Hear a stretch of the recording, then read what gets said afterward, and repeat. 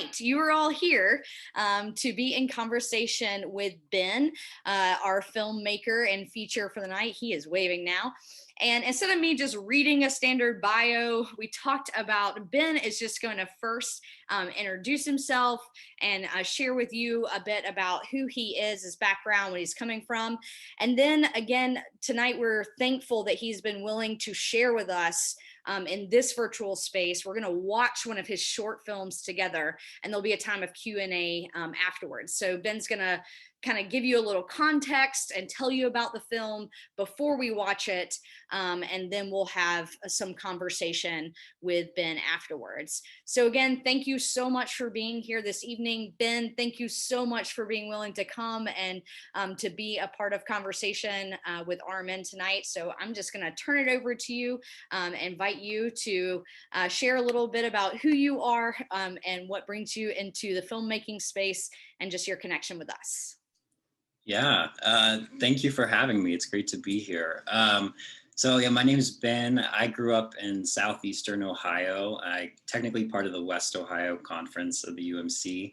I grew up a pastor's kid, and the short film we're about to watch, I got the good luck of shooting it where the hometown church I grew up in, with a lot of the people playing church people that I grew up attending church with, and all that. So this is really a story that is very much rooted in a place that I grew up in and that I love very much, and I'm excited to share it with you. I think that's basically it. I'm now Dayton based. I graduated from the Wright State Film Program, and ever since I've been really working on making films that kind of explore the Appalachian identity crossed with queer identity, crossed with Protestant evangelical identities. And that's a little bit of a mix of what we're going to get today. So thank you all so much for coming.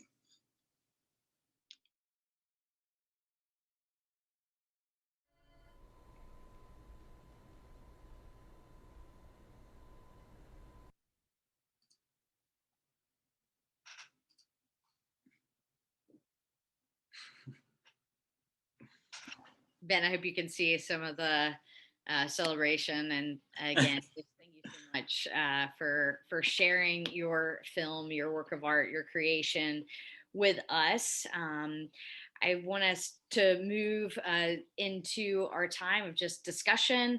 And again, this is open for you to engage with Ben and with the others on the call.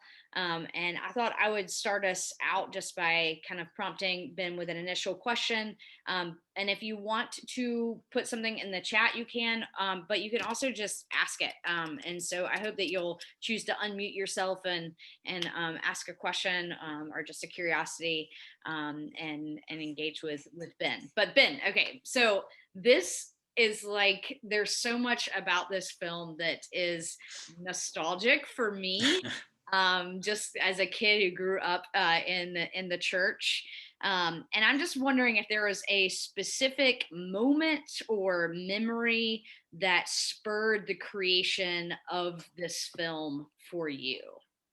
Yeah, there's like hundreds of church culture, like sheltered kind of experiences a lot of us have. And I think there was, when you make a short film, you kind of have to really narrow down what you're going to focus on. I wanted to like look at VBS. I wanted to do like look at lock-in culture and all that stuff, but you really have to kind of narrow it down. And I think something that just seemed really fun and entertaining to me was this combination of somebody who had big kind of pop star sensibilities, but was trying to channel it through their kind of praise band aesthetic. I grew up, I was in a praise band. I'm fascinated by them. It's a band that's made up not necessarily of always talent. You have a whole range of talent that make these groups up. The first requirement is passion, and then the second is musical ability. So you have this really fun kind of freedom of expression, which I think probably draws a lot of queer people who grow up in churches. I think praise bands are probably where you might find them if you are looking, anywhere where you can have artistic expression. And so I thought it just seemed like a really fun combination of exploring a gay character, trying to use this praise band world to make him go big. And that was just a fun, I guess another fun aspect of it was a lot of times these stories are about, if you have a queer person, they're trying to escape their small town and they're trying to get away from it or get away from their Christian background. But here we kind of have a comedic turning of it where we have this gay Christian who is trying to get out there and spread his love of Jesus to everyone he can. So yeah, I guess those are just kind of some of the seeds that were rolling around during the writing of it. Awesome. Does anybody else? I mean, I have a whole bunch of questions, so I could keep going, but I certainly want to give you opportunity to address Ben directly. So is there anybody on the call that would like to ask Ben something? Helen, go for it. I see your hand.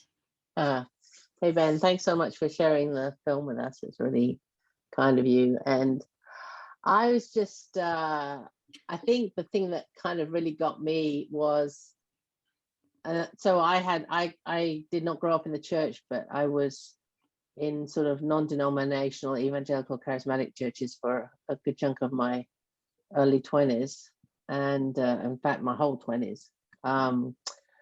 And the thing that kind of resonated with me was the cringe factor, right? Of looking back at things that I participated in and enthusiasms with which I participated in them. And then now I'm thinking, goodness me, what was I,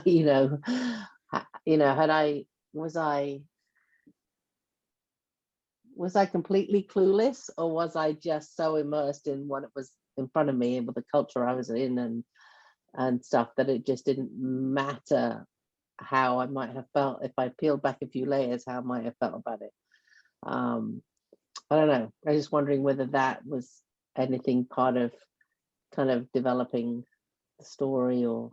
Yeah, it's an interesting question. I think yes and no. I think in a way, I'm working on another project now, and I send off the script to some people to just ask, like, does this feel accurate or whatever, to kind of it's also set in the Protestant world. And one response I got was, this feels it's strange. It's like, it feels like you're looking at a mirror in a way, and in a way that makes you kind of recognize things that maybe you feel either cringy about, or maybe you feel really good about, or like so I guess anyway, I think when writing it and making it, no, I don't think I was ever trying to say like, okay, let's make this cringy, or let's make this really feel good, these moments. I think it just kind of, it was really trying to replicate some of the culture, and then through it, when you look back at it as kind of one film or one artistic experience, you can kind of pull those things out. But I guess on the same note of that, I think something when writing I didn't necessarily think about, or even filming, but looking at it, I also really look back and miss this sense of fun and like community that you can have in these spaces of doing late night Nerf wars in the church, and like your biggest arguments are about whether someone shot you or not, and the fact that you have these group of friends that no matter what, like they're just you have one very important thing in common, which is your faith. And so I think I just think there's two sides of that coin, where one, yes, I look back and or even some scenes, like, especially the opening scene of trying to get people on board with worship music and failing. Totally. But so you have, I think it's both sides. That's one thing I really like about films that are set in specific places or times, is you can look at it and think and look at your own participation in it, and maybe a different light. Yeah, I think maybe the cringing was just my own reflection on how I'm feeling about, or I sometimes feel about, stuff I did and what I put people through. Mm.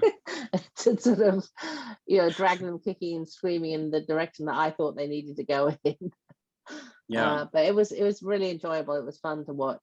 Thank you. Thanks for being here. So another question that I have. Oh, Harold, I'll let you go. Go for it. Okay. Didn't mean to knock you out of the way. Go. Happy to share. Um, First off, I thought it was interesting that you placed it during Lent, because it would be a real Lenten discipline to be able to sit through that awkward band. But I'm wondering if maybe there was a little bit of the Mandy Moore character from Saved in Jeremiah, where he completely dresses down the girl in the closet. Oh, well, if you don't feel Jesus right now. The part where she hits the girl in the back of the head with the Bible. Yeah. I got a real feel of that as it was going on. Was that intentional, or was it just from seeing people like that all the time? That's interesting. No, I think part of it was, the film he's referencing is called Saved, with an exclamation point at the end, which starred Mandy Moore. I think it was an early thousands film. It's really funny, really entertaining. So check that out.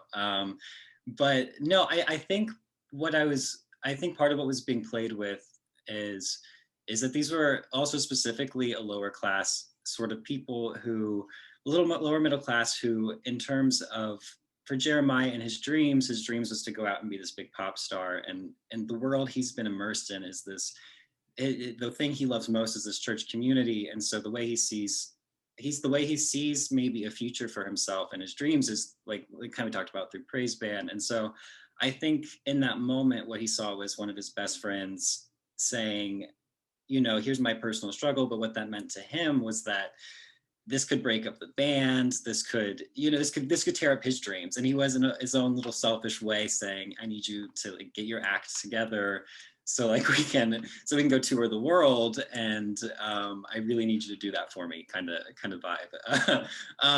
But no, it's a good question. I never wrote Jeremiah, or really any of the characters, to be maybe the stereotype of the uptight, savage Christians who are just trying to knock everyone down.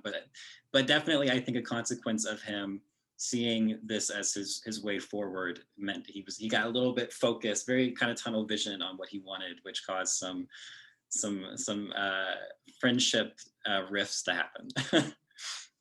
Thank you. It's always a good reminder to go back and watch Saved occasionally. So thanks for that, Harold. So Ben, one of the things that I was thinking about in watching this is that, while it's not like overtly queer in its like nature, it is yet very much has the feel like a queer film, or having those elements. What did you hope for or want kind of your audience to take away after watching your film? And I guess a part of that is also like curious of who you hope your audience might be in this too. So maybe if you could answer or kind of respond to both. Yeah, no, that's a great question. It's a really layered question, I think. I guess, okay, so yeah, I guess the first thought is the audience that I was hoping to have for this is kind of this audience we have here. It's a Protestant, people who are either growing up in the Protestant community and want to stay, and people who are either growing up in it now and are looking at leaving, or people who have left. Basically, people who have been touched by this Protestant community, really specifically the United Methodist community. So that was my audience. And I know partly when telling queer stories, which there's a whole history of queer cinema and how to kind of make queerness happen on screen in ways that people can watch. But I was like acutely aware of knowing this audience we're raised to, maybe if you see strong sexuality of any kind, not just queer sexuality, but any kind, to like flip the channel, or to maybe like avert your eyes, or and so in part of the way I'm telling the story, I wanted to make sure people would get to the end of it, so that kind of dictated a little bit of how the queerness was shown. But then on a whole nother side of this is a story about a gay man who's in his like late teens or early 20s, who kind of grew up with um, the the sexuality teachings of the United Methodist Church, or maybe this more sense of of restraint, or just modesty. You know, the whole the purity culture, kind of not to the intensity of maybe other denominations, but in general, just maybe a naivety, is that the right word? A naivety, maybe a little bit of shelteredness to him. So,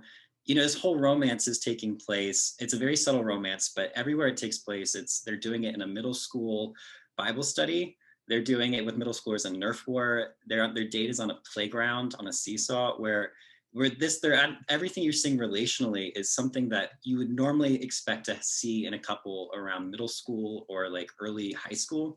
But kind of in our church communities, it's not uncommon. You know, like I had my first kiss when I was like 19, right? Which, I mean, for some people that's really late, for some people it's really early. It just depends on the community you're in. But in this community, he's kind of on par with the friends I had who weren't in the Christian community, who were going through these hand-holding butterflies in like 8th grade or 9th grade. And so I just, part of the reason why it wasn't overtly queer is that this is his like first sort of love, and he's just like maybe 6 or 7 or 8 years behind what some other people are.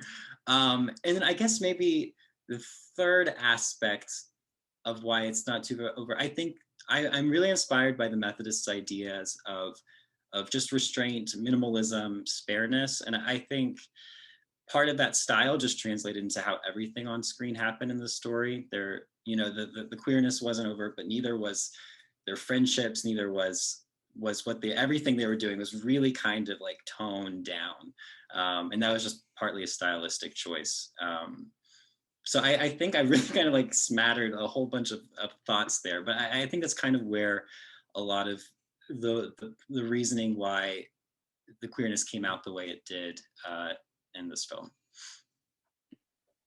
No, thanks. That's helpful. And I guess a kind of maybe a follow up or connection to that is like you gave us a little bit of an idea in the beginning of the context in which you're coming from, where you were, you know, born and raised. And you know, I know, because I'm gonna prompt you in a minute to share about your next project or the project you're working on, because I think that the people on this call would be really interested just to hear what a next stage of film development is for you. But me knowing that that's also has some connections to the Appalachian kind of culture and environment, I would love just to hear you talk and share, reflect a little bit more about some of the particularities that you either personally experienced and are kind of wanting to, you know, make sure inserted into what you're creating, like what some of the dynamics are that you feel like is important to highlight and to bring out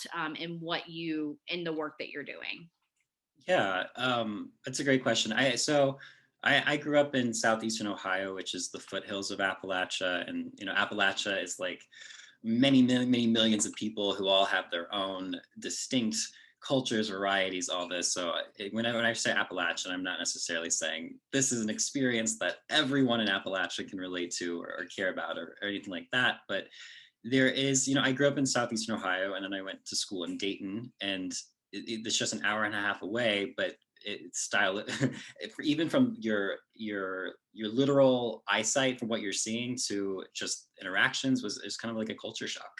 But so specifically when in this Appalachian region, I was really, as I've been learning more about it, for one, I didn't even realize I was part of this region until I left, and then I came and I was like, oh, this is a specific kind of space. But from learning and like reading and about the area, one thing that often isn't seen in the area is, or at least on camera, is comedy.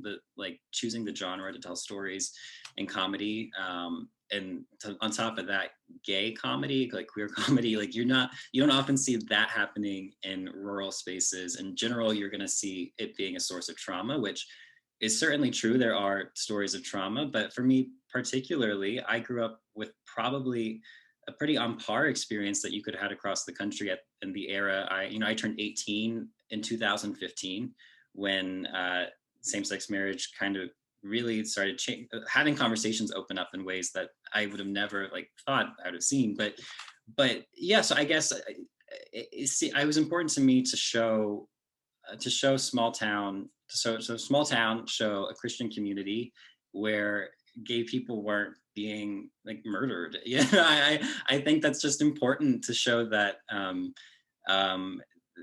that's not always the case. It's not always true, and there's a whole spectrum of stories, and that was one I wanted to play with. And it's also just a beautiful region. If you ever just go even just drive through West Virginia or what, it's so cinematically stunning. It should be put on camera more, and it should be put on camera more in a way that's not depressing.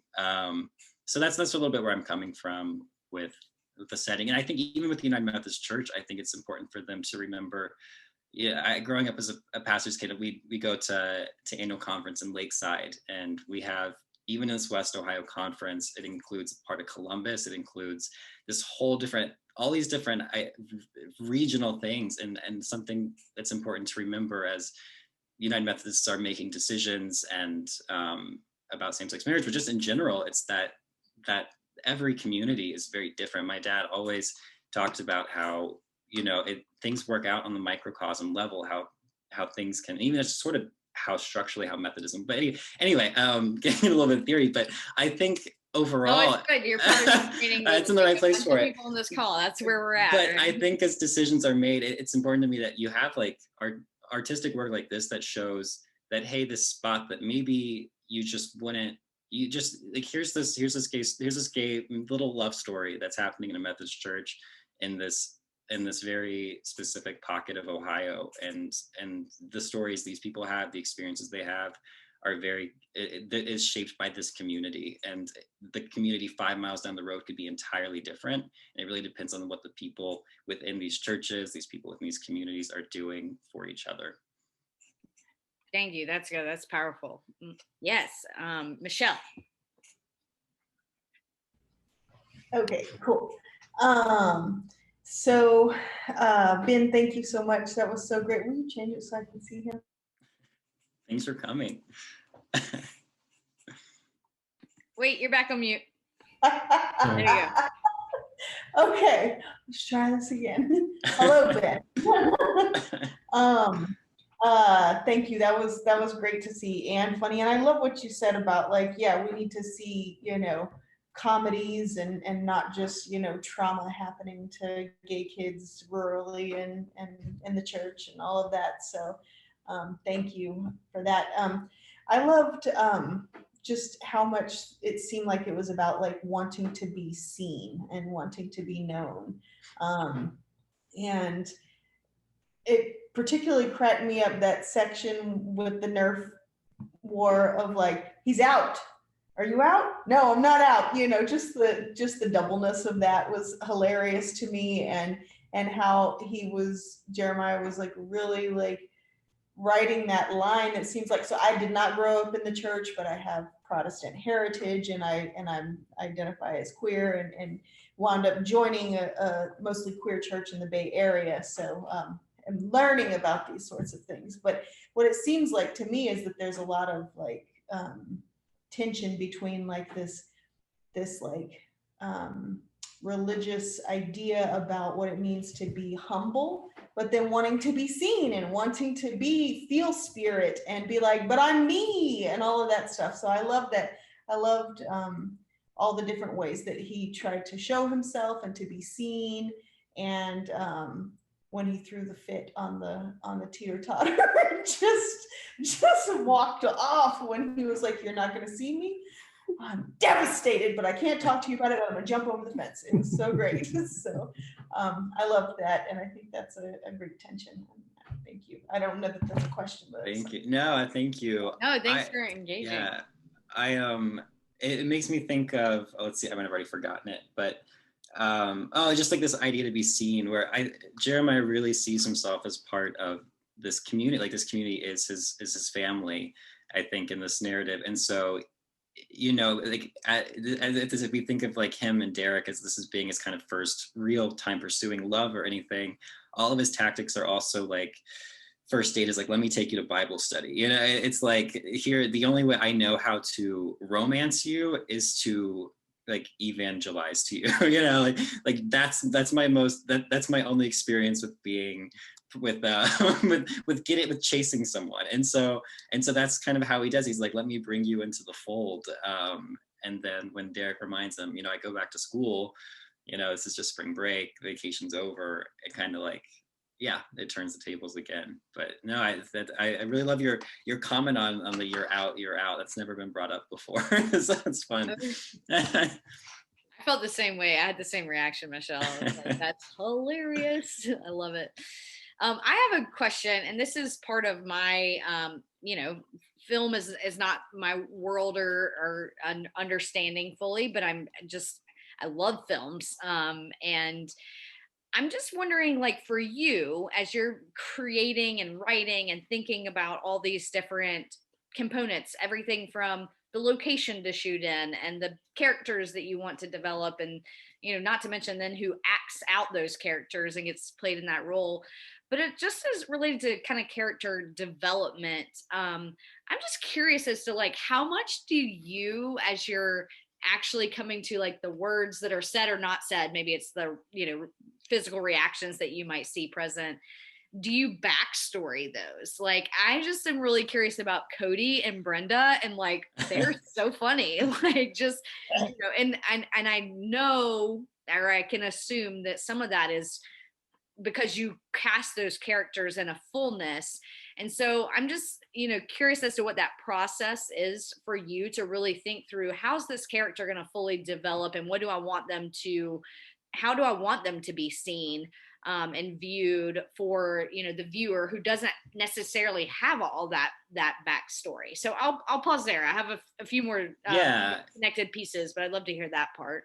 Yeah, it's interesting. I mean, there's definitely start with the writing and it sort of it shapes. I guess to get to really specifically about Brenda and Cody is the character who played Cody was not an actor. He was actually a film student. And you know, you can work with actors and you can work with non-actors and on film. And Chris was a total non-actor, and what that brought to the character was I was like, Chris, I just want you to be you. You know, I'm not asking you to act. I'm not asking you to do anything you don't do. And what you see there as Cody is really just Chris Perkins. And what that allowed is it really forced the other two who are, you know, or like professionally trained, was to keep it as authentic as Chris was doing, because Chris wasn't acting. So their characters had to be on that level of that level of authenticity. So and then of course you have there's one specific conversation where once you cast your actors, we kind of talk through their backstories and where they are now and why this moment matters in their life. But then it's like, you know, you do you, let me, and I want to just hear your thoughts. And the person who played Brenda, I was just maybe on our last day of filming, I was curious, I was like, what do you think Brenda's job is? And she was like, you know, she just started telling me what like she created for this character. And it's so exciting to hear someone else like build this world. And she was like, well, I think she works at a bowling alley. I think she has like a single mom who is like a really, really pushy mom and kind of keeps her contained. And she told me, like, when we were filming the opening scene with the band, she said, all I was thinking the whole time looking out in the audience was that my mom wasn't there.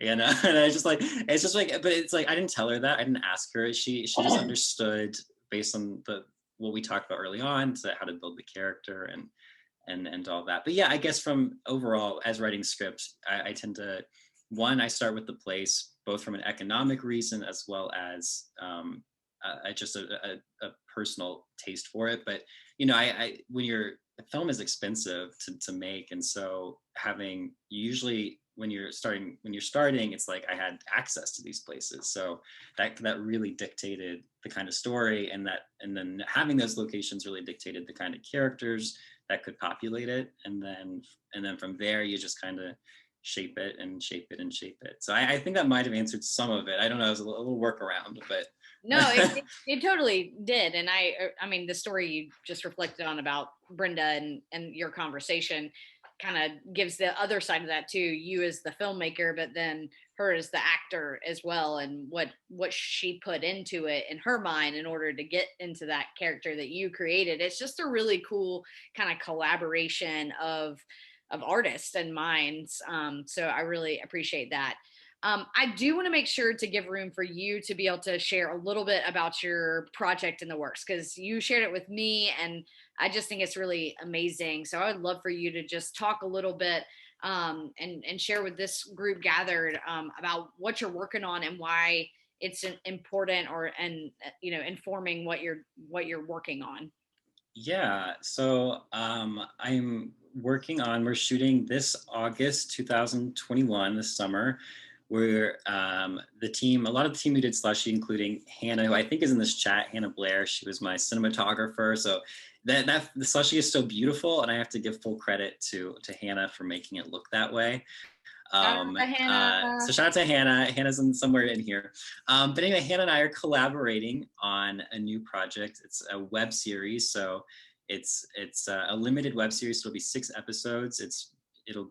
You'll access it through the internet. And it is a story. It's a story about a character who's leaving his faith but wants to keep his family. And so it's really a story of religious deconstruction. But in a way that we're trying to, the character is trying, we're doing the Reconciling Ministries Network here, and reconciling is a great word for this. It's a father-son love story, and it's a story about how can you reconcile, where are the lines between faith and not faith, and how can you bridge those connections. So it's set same place where this Slushie is set, southeastern Ohio. And it follows a summer as a son and his father are preparing to go on a short-term mission trip.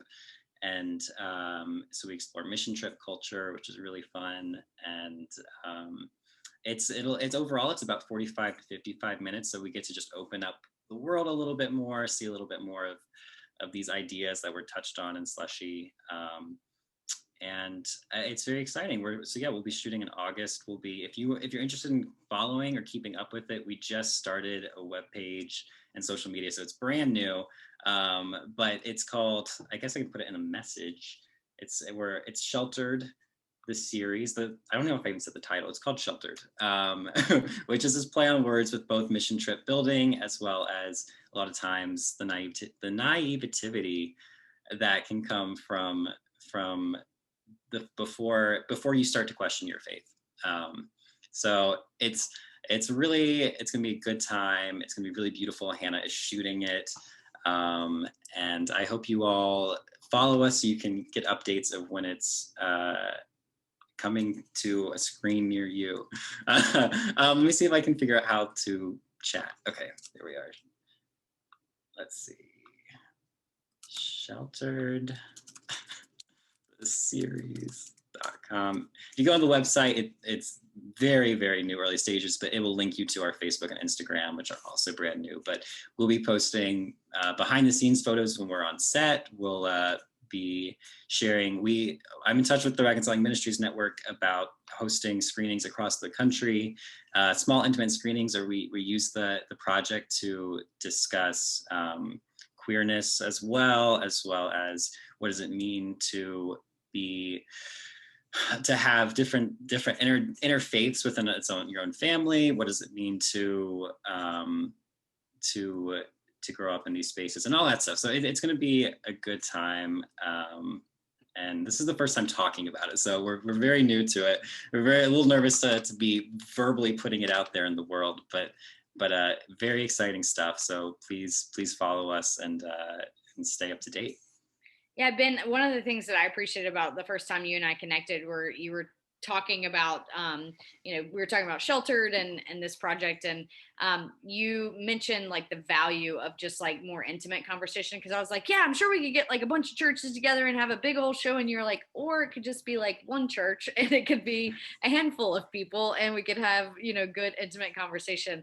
And I really just, I appreciated that. I could tell that from where you're, you know, leading from is a, hey, let's have a conversation. And so I really appreciate your willingness to join us tonight and have this conversation. And I do hope we'll stay connected and involved in the work that you're doing. I know we could have gotten a lot more just about your kind of connection to it all. And that will, more opportunities will be ahead for learning more about who you are and what you're helping us to see as well. And just connecting worlds, I think, is really powerful and important. So thank you for the work that you're doing as an artist and a filmmaker, and telling the story in just in a way that invites people to come alongside. So thank you for that. I just want to, you know, if we can all give another Zoom thanks to Ben and Hannah. Welcome. It's good to know that you're here too. And just thanks for doing y'all's work. And we'll stay in touch and involved.